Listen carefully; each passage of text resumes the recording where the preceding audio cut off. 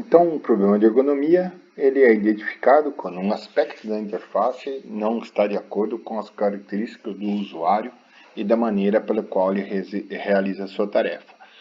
Isso se deve a um aspecto inadequado da interface, ou alguma recomendação, algum critério, alguma heurística, né, que a gente vai ver aí as características de como avaliar, né, de como conduzir uma avaliação estão sendo desrespeitados, ou o contexto de operação em que o problema de usabilidade está, ele não pode ser observado. Por exemplo, eu lembro que uma vez eu trabalhava no local e tínhamos que desenvolver um sistema para controle de uma esteira de montagem de produtos de aço, então na linha de produção muito barulho, e o sistema que tinha anteriormente, ele, né, que era o que eu ia melhorar, ele estava com um feedback que era basicamente sonoro, né, muito barulho, o operador desse sistema simplesmente não conseguiu ouvir o som, né, do feedback de alguma engrepou ali, sei lá, a esteira parou por algum motivo, um feedback sonoro era apresentado, uma mensagem com a mensagem de erro havia um feedback sonoro, que não adiantava nada. Tivemos que trocar por alguma coisa mais visual e tal, porque o som ele era pouco significativo ali pelo barulho todo, né? Então, é um aspecto que a gente tem que pensar, né, em características do contexto de uso. Veja lá que quando a gente definiu usabilidade, né, realizar suas tarefas com eficácia, eficiência e satisfação dentro de um contexto de uso, né, dentro do local de trabalho, né, onde esse usuário vai estar inserido, né, qual o sistema que faz parte aí dessa, né, da tarefa que ele precisa atender. E também é o seguinte, quando a gente pensa em aspectos inadequados de interface ou mesmo recomendações sendo desrespeitadas, isso já foi falado anteriormente, né, no curso, mas a gente tem que o documento aí aqui, o que define o que o sistema quer está muito nesse documento de especificação de requisitos, né? Que aí a gente coloca nesse documento os requisitos funcionais e não funcionais, no contexto de interface, principalmente os requisitos não funcionais, né? Obviamente que não são apenas eles, mas o foco aí para a usabilidade, né? É bem essa ideia dos requisitos não funcionais, né? Eles são bastante importantes. Então a gente tem que se focar naquilo que está bem definido, né? Se esse documento está mal redigido, está ambíguo, está faltando informação, sinto muito, né? O desenvolvedor vai seguir aquilo, tá? Então aí cabe também ao desenvolvedor melhorar esse documento, cabe ao cliente também, né? Ao dono do sistema, aí, sei lá, o usuário, não necessariamente, né? O cliente é o dono do quem vai usar, sei lá, né? Decolar.com é uma empresa, o usuário é cada um de nós quando quer comprar passagem, né?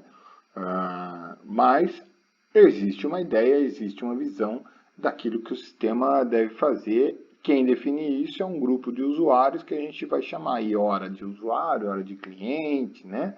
Isso não modifica muito. São definições relativamente próximas em alguns contextos, mas esse documento tem que estar bem especificado, bem definido, bem redigido. E é um problema, o que é um problema de usabilidade, né? É a causa do problema de ergonomia, ou seja, ele é visto, ele pode ser observado quando determinadas características desses sistemas provocam perda de tempo, qualidade das tarefas ou às vezes até inviabilizar, né? Ou deixa o usuário insatisfeito, né? A gente, não sei se vocês já ouviram, essa piadinha é bem antiga, mas qual a diferença entre hardware e software, né? Hardware é aquilo que você chuta, software é aquilo que você xinga, né? Porque se o sistema te deixa perder tempo, repetindo tarefas, repetindo informações, né?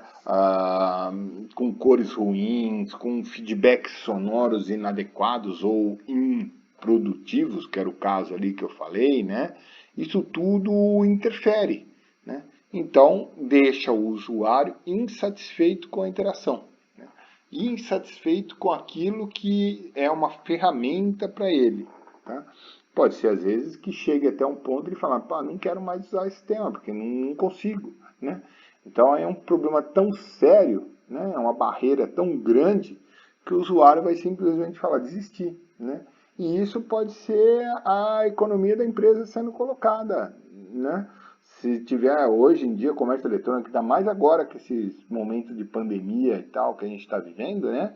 A busca pelos sites de comércio eletrônico, de entregas e tudo mais, aumentou muito, né?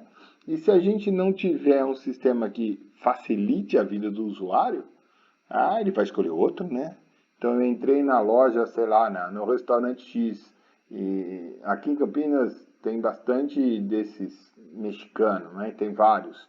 Se eu não conseguir entender, interagir com o mexicano e pegar outro, né? Tem 2, 3 empresas que competem pelo cliente, eu vou no outro, né? E tudo bem, tá? Então isso não faz, né, para mim, usuário. Na segunda vez eu já nem tento primeiro, e isso que é ruim, hein?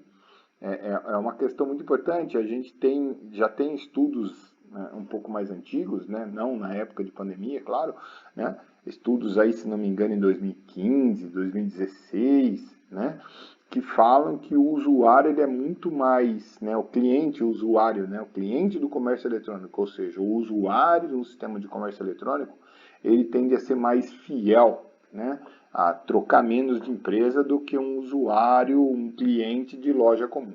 Né? Muito também tem o fato de que muitas lojas comuns estão no shopping ou estão muito próximas uma da outra, então, sei lá, vou comprar uma calça da marca X que eu sei que vende nas lojas A, B e C. Se elas forem perto uma da outra, eu vou na A, vejo o preço, vou na B, vejo o preço, vou na C, vejo o preço, né? Porque eu tive que sair, tô lá no shopping, né? Então, já está lá mesmo. Agora na internet, você entrou numa, olhou, gostou, pau, né? Porque está acostumado. Então aí faz a compra. Tá legal? Então isso é importante. O problema de usabilidade ele é consequência do problema de ergonomia e é o que a gente quer focar. Né? Assim como um teste de software, o teste de achar um problema no software, um bug, um desenvolvimento mal feito, né? O bom teste é aquele que revela um erro ainda não descoberto, né? A boa avaliação de usabilidade, a gente vai ver até que existe o teste com o usuário como uma das técnicas dessa avaliação de usabilidade, mas a boa avaliação de usabilidade, o ideal é que ela apresente um problema, né?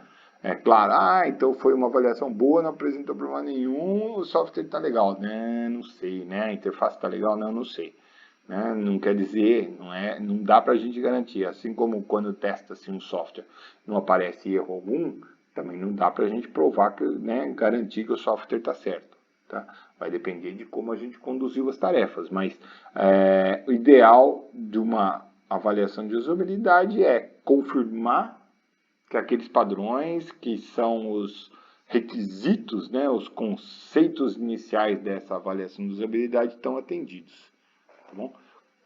Isso acontecendo, a gente passa por etapas que pode ser do produto final ou pode, bom, beleza, protótipo 1, versão 1 aí do protótipo está funcionando, vamos para a versão 2, vamos para a versão 3 e vamos assim por diante.